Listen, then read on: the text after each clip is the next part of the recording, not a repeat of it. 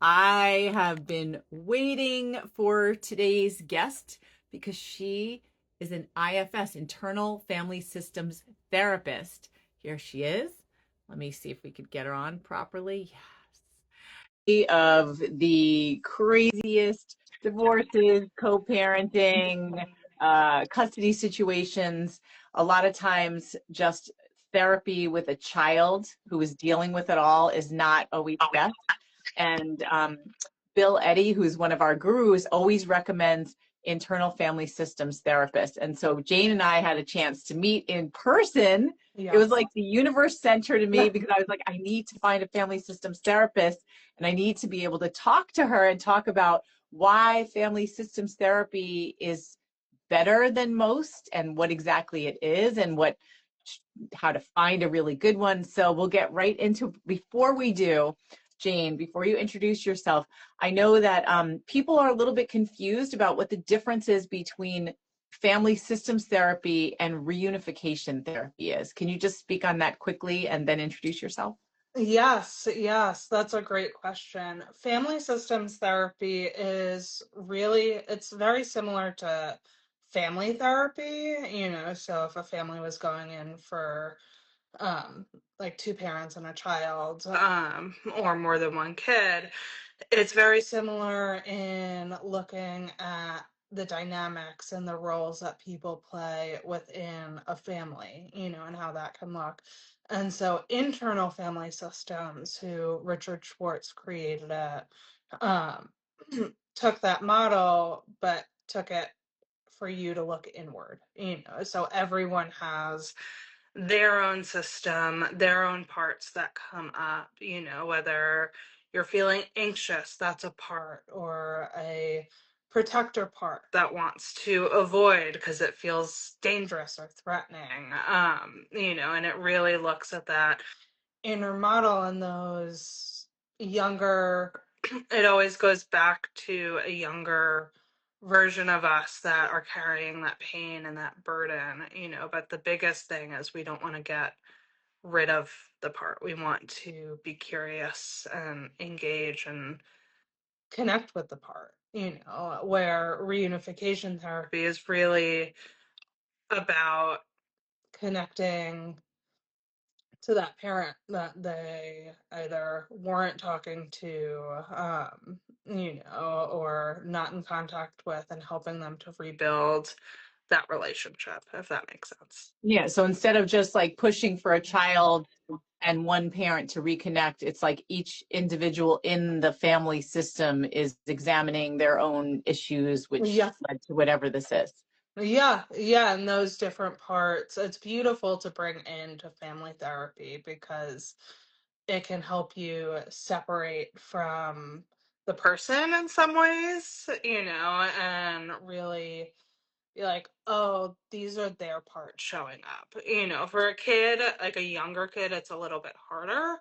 However, there's a lot of creativity in internal family systems, which can also be helpful for a child and to understand it. Yeah, great. So tell us who you are, Jane, and a little bit about your Yes. background. Yes, thank you so much for having me. Jane, I'm a clinical social worker. I own my own practice, Light Within Therapy, and I specialize really in trauma work. And so internal family systems, EMDR. I also bring in DBT, dialectical behavioral therapy, working with teenagers, women, parents, postpartum moms, and the LGBTQ plus community. All right, so it's like you cover everybody. Yes. I always say trauma is like an umbrella, so I specialize in trauma, but there's so much that comes with it. So all the facets that are in that little umbrella underneath. Yeah. So, I told you that our community is the most extreme. All of them are dealing with domestic violence issues, both male and female. And often post separation, there's been an issue where a child has pulled away or been turned against one parent. And everybody keeps recommending family systems therapy. Can you talk a little bit about what what perspectives someone should have? Because when our clients hear the word family therapy, or they're just like, I want to get away from this person. Yeah. I don't feel comfortable. Like, how could I ever be expected to participate in something with this other parent, even though we still share the child? Yeah. Yeah. No, that's a great question. It's hard.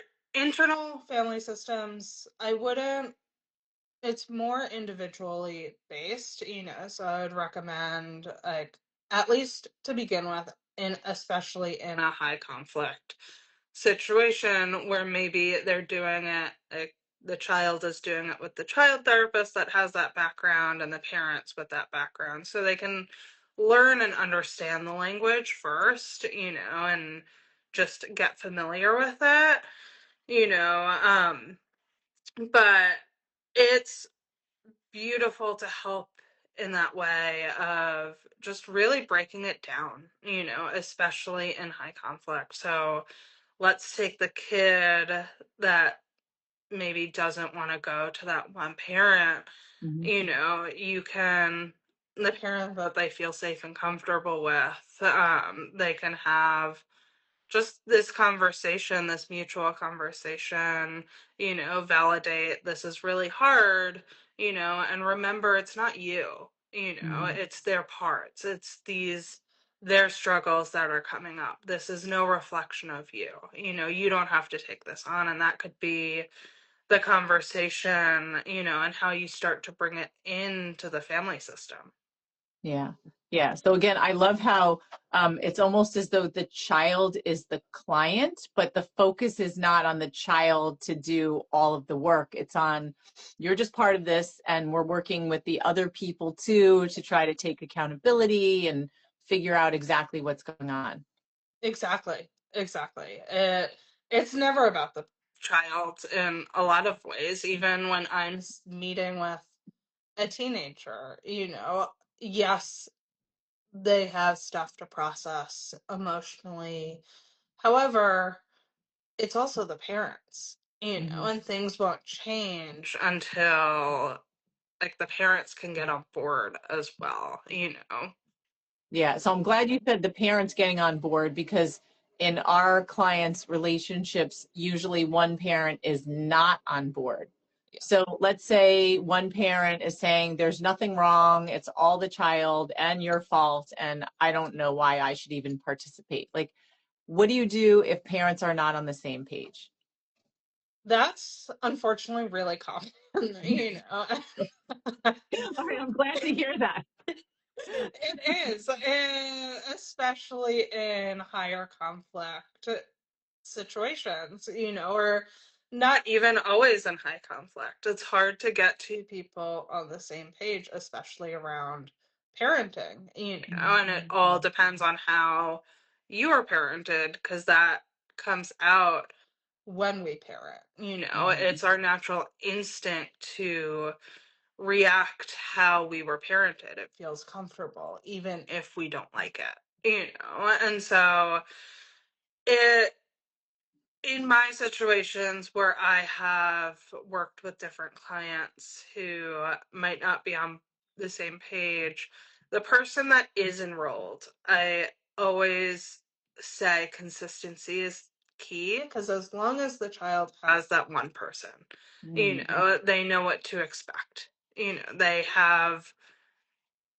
have that person who's being, that parent who's being consistent, that's bringing the boundaries, the showing up authentically every time, and the child, which is what the child wants. They might fight boundaries, but they feel safe in it, and so that is what can help the relationship, and just opening the conversation and being there for the child, if that makes sense. Yeah, as you're saying that, I'm thinking of how we often hear our clients say things like, I need to fight for my child. And they often go the legal route, and sometimes they don't do very well. But I'm hearing you saying, look, it's almost like you're fighting, but not being aggressive, by just showing up for therapy and working with your child, whether you're the target parent or not, but Yeah. just saying like, I'm going to keep being here for you, even though you're really angry with me or whatever else has happened. I'm Yeah. going to be consistent, and you're going to learn as an adult at some point that I did my best and I showed up. Yeah. And that's what the parent has to trust in. That's what I feel in just my experience with kids and all the family work is they children want you to show up. They want to know that through it all you're there. Mm-hmm. Even when they're Even, pushing even back.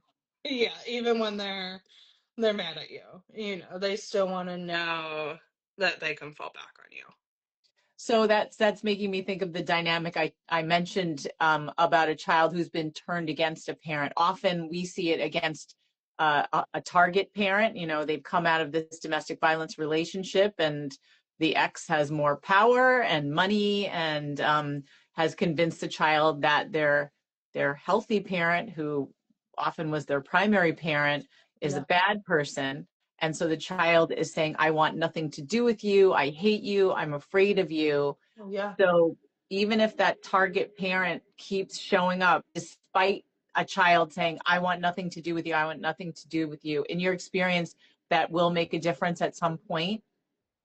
I do think so at some point. I've worked with a lot of clients in those situations or experienced domestic violence, as you were describing earlier, and I would always say they start to see it, you know. It's hard as a 5-year-old or 6-year-old to fully understand it, and it's easy to believe that parent and what they're saying. However, which I've had with many clients, as that child gets older, they start to question. Mm-hmm. They see things for themselves. Yeah. And I always say, trust in that and the work that you're putting in.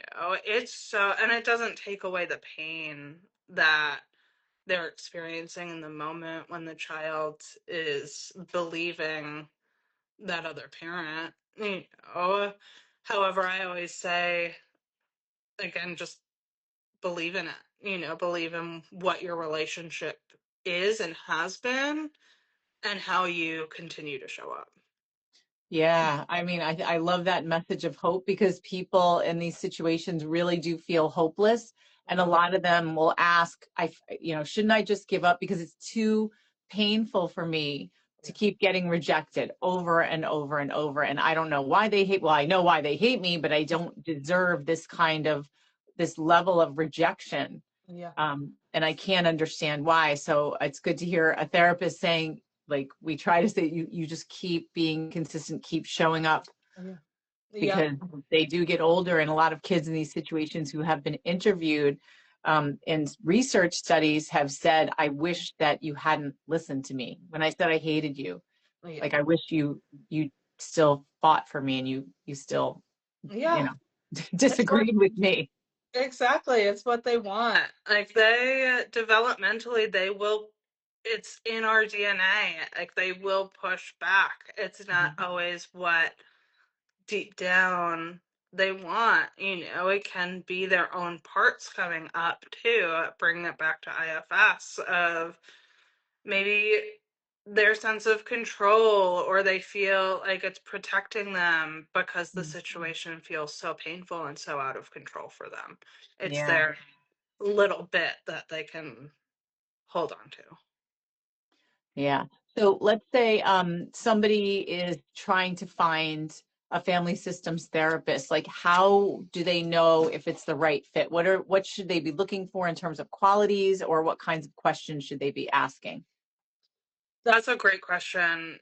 I would say, hoping, and a lot do offer a free consultation before therapy. I always think that is needed just because you want to make sure when you go into that consultation, you feel a sense of connectedness to the therapist. Even it's so short, and so it 30 minutes most is usually the consultation, Mhm. but in that you can get a sense of safety, feeling understood, also just their criteria and background, their education and making sure, is it someone who's IFS informed, or have they been trained or continue to get trainings in IFS and have more of that knowledge and background,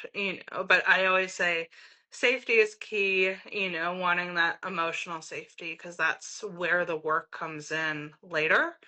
Mhm. Um, Also, the energy. Like, is it an energy match for you? Mhm. Is Do you want someone who will bring in humor? Do you want someone who, when you're avoiding something, you want them to confront you a little bit? Mhm. I think for the client too, thinking of those goals, and even if they've been in therapy, reflecting on what they didn't like and bring that to the therapist too that they're Mhm. meeting. Mm. Okay. Now, if somebody's looking, and they're thinking, okay, I like, let's say the adult is the one doing the search. The Yes. adult thinking, okay, this is someone that I have a rapport with. What if their child is really different? Should they be thinking about who their child might like first, or who they might feel most comfortable with? That's a great question. I would say the child. If I have a child, that's how I would want to try, and it depends on how old the child is, Okay. So I would say if it's an 8-year-old, 9-year-old, then yes, I would say they have a more developed opinion on who they feel like they can connect to, So I would try and base it on the child and their interests and how they show up, because ultimately they have to feel connected and they have to like the therapist in order for the real work to happen. That's You know, it's the most important. yeah, yeah. I'm glad you said that. So, our book that's coming out in January, When Your Ex Turns the Kids Against You, has a section on choosing the right therapist. And even when it comes to choosing a therapist just for your child. And I can't remember where I found this, but I thought it was really interesting that one exercise you could do with your kid is to talk to them about who their favorite teacher or coach was, and then to ask them what qualities they liked in that person, and that'll give you some ideas of what Yeah, qualities to look for in a therapist, because you already know your child likes this type of personality, like male, yeah, female. Again, like, are they funny? Are they more serious? But that kind of exactly. style. So that might be helpful also with picking the right family systems therapist. Yeah, I fully agree with that.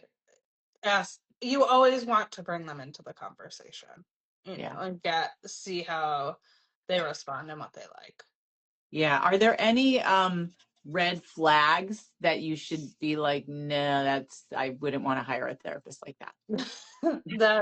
That's great. Yeah, We always definitely. think red flags.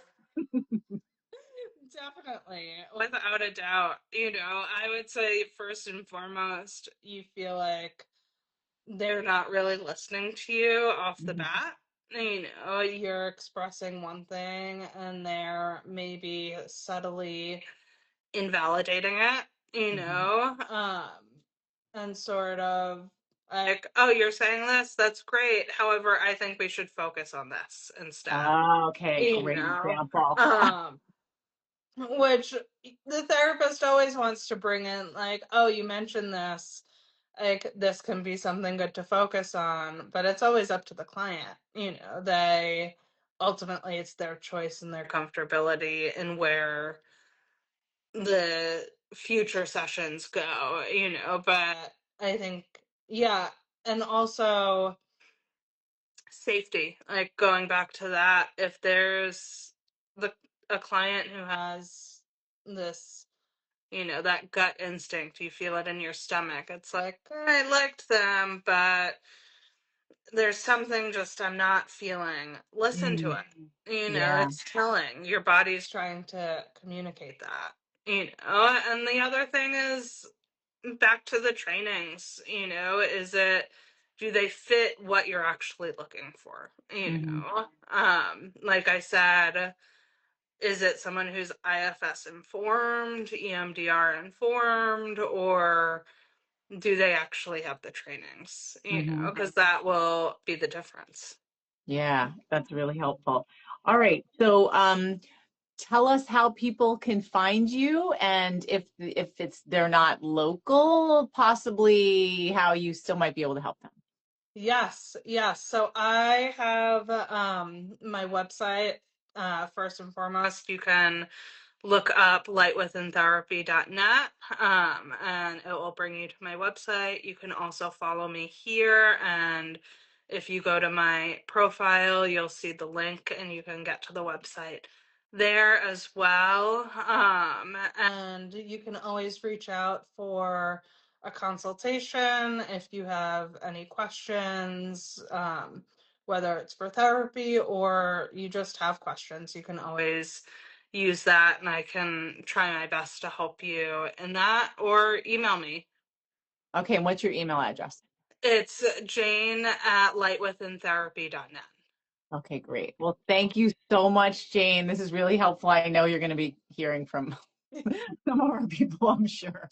Amazing. I'm excited. Thank Yeah, you me so too. much for having me. Yep, I'll see you soon, I'm sure too. Yeah, see you soon. Okay, bye. Bye.